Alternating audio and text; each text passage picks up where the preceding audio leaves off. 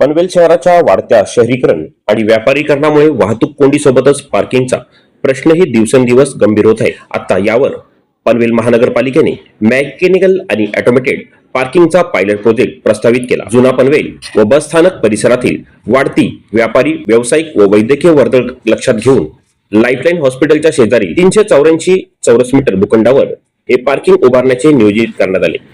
पार्किंगमध्ये तब्बल 96 दुचाकी तर 72 वाहने क्षमता असणार आहे.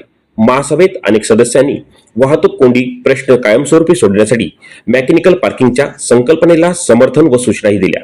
यावेळी माजी सभागृह नेते परेश ठाकूर आणि सभागृह नेते प्रकाश बिनीदार यांनी प्रकल्पाची विस्तृत माहिती देत महानगरपालिकेचा पहिलाच पायलट प्रोजेक्ट असल्याचे अधोरेखित केले. ऑटोमेशन बराबर प्रचंड पार्किंग क्षमता या प्रकल्पाची सुरुवात करण्यासाठी लाईफलाईन हॉस्पिटल जवळील मोक्याचा प्लॉट निवडण्यात आलाय. हा प्लॉट बस स्टँड आणि बाजाराच्या अगदी जवळ असल्यामुळे नागरिकांसाठी अत्यंत सोयीचा आहे. 96 बाईकसाठी स्वतंत्र मेकॅनाइज्ड पार्किंग, 18 कारसाठी मॉडर्न रोटरी पार्किंग, 54 कारसाठी हायटेक टॉवर पार्किंग. तिथे आता एकाच वेळी 168 वाहने, 96 बाईक प्लस 72 कार सुरक्षितपणे पार्क होतील. ही रायगडमधली सर्वात मोठी बाजारपेठ आहे आणि जसं लोकांना इकडे वस्तू खरेदी करण्यासाठी यावं लागतं तसंच पनवेल बस स्टँड हे मोठं जंक्शन आहे की ह्याच्यामध्ये बरेचसे प्रवासी पनवेलवरनं मुंबईला कामाला जातात. तर ह्या सगळं करत असताना अशी चांगली टेक्नॉलॉजी यूज करणं खूप महत्वाचं आहे आणि हा प्रकल्प फक्त नावापुरता उभा न राहता पुढची 20 वर्ष तो पनवेलकरांच्या ट्रॅफिकचा प्रश्न सोडवण्यासाठी चांगल्या दर्जाचा व्हावा यासाठी हा विषय आपल्या समोर, आपल्या वाहनतळाचा विषय हा दुसऱ्यांदा आपल्या समोर आलेला आहे. वाहनतळाचा विषय पनवेल शहरामध्ये किती गंभीर आहे याच्याबद्दल येथे सर्वांना चांगल्या प्रकारे माहिती आहे. हा पनवेल शहरामध्ये वारंवार ट्रॅफिक होत असते आणि विशेषतः श्रावण महिना चालू होण्यापासून तो तुळशीचं लग्न दिवाळीच्या तोपर्यंत इतके सण आणि उत्सव असतात की ह्या निमित्ताने पनवेल शहरामध्ये जास्तीत जास्त ट्रॅफिक होत जाते.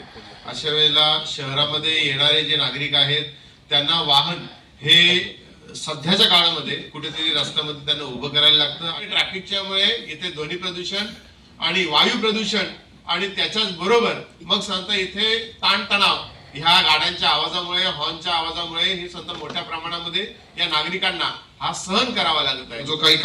जो काही विषय आपण इथं समोर आणलेला आहे आणि हा कार्यक्रम आपण हातात घेतलेला आहे याच्याबद्दल मी पालिकेचा अभिनंदन करतो.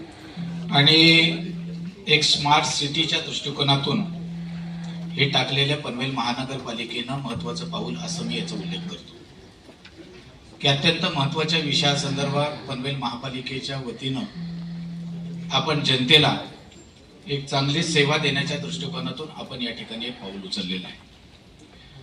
पनवेलच्या एसटी स्टँड समोर म्हणजे पनवेलच्या नाक्यावर जिथे आजूबाजूला मोठ्या प्रमाणामध्ये रहदारी आहे, काही कॉर्पोरेट कार्यालय आहेत, हॉस्पिटल आहेत आणि मोठ्या प्रमाणामध्ये बाजारात येत असताना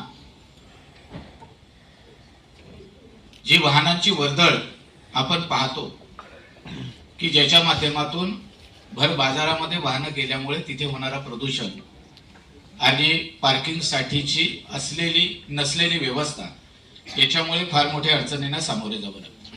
याचा अर्थ असा की पनवेल शहर हे प्रगतीनं झपाट्यानं वाढ होत आहे. पनवेल मुंबईच्या शेजारी असलेलं हे पनवेल शहर आणि कोकणातलं एक नाक असं आपण या ठिकाणी संबोधतो आणि त्याच्यामुळे अशा पद्धतीतली पहिल्यांदा पनवेल महानगरपालिका ही मेकॅनिकल पार्किंग याची व्यवस्था स्वतः करते. याचं मी पनवेल महानगरपालिका अर्थात महापौर साहेब आपले आणि प्रशासनाचं, आयुक्त साहेबांचं मनपूर्वक अभिनंदन करतो, आभारी व्यक्त करतो. आणि या बाबतीमध्ये 13 कोटी 20 लाख रुपयाचं जे अंदाजपत्रक या ठिकाणी आपण काढलेलं आहे, तर हे अंदाजपत्रक काढत असताना टीएस होणार आहे. टीएस झाल्याच्या नंतर दरपत्रक येतील, दरपत्रक आल्याच्या नंतर टेंडर होणार आहे. त्याच्यामुळे याच्यामध्ये हा आकडा 13 कोटी 20 लाखाचा सीमित नसून तो बदल होऊ शकतो आणि त्याच्यामुळे पहिल्यांदाच अशा पद्धतीतली व्यवस्थित पार्किंगची व्यवस्था की ज्यामध्ये आपण उल्लेख दाखवला की दुचाकी याच्यामध्ये 96, चारचाकी 18 आणि त्यात चारचाकी वाहन व्हर्टिकल रोटरी पार्किंग आणि 18 आणि चारचाकी वाहन म्हणजे टॉवर पार्किंग हे 54, म्हणजे एकूण चारचाकी ही 72 तर दुचाकी 96 एवढी मोठी जागा ही 345 चौरस मीटर जागेमध्ये या ठिकाणी निर्माण करण्यासाठीची व्यवस्था आपण केलेली आहे. आणि हा पहिला पायलट प्रोजेक्ट आपला आहे की याच्याने काही त्रुटी असतील मला सातत्यानं आम्ही हे पाठीशी आहोत आणि एकमत आहे त्याबद्दल त्यांचं मी अभिनंदन करतो. आणि हा ठराव या ठिकाणी पारित व्हावा असा मी या ठिकाणी ठराव मांडतो.